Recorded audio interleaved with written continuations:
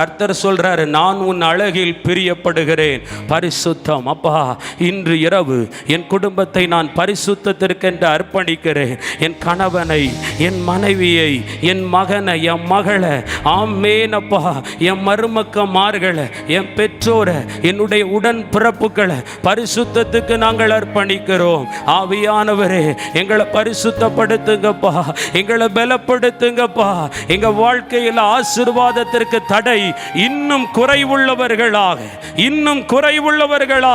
அர்ப்பணிப்பாயா. ஆண்டவரே, என் இதயத்தை உமக்கு தருகிறேன், என் வாழ்க்கையை உமக்கு கொடுக்கிறேன். என் நேரத்தை, காலத்தை, எவ்வளவு நேரம் மொபைல் போன்ல வலைத்தளத்தில் நோண்டிக்கிட்டே இருக்கியே, பார்த்துக்கிட்டே இருக்கியே. இயேசு பார்த்துக்கிட்டே இருக்காரு. வாலிப தம்பி, வாலிப மகளே, உன்னோட தான் ஆண்டவர் பேசுறாரு.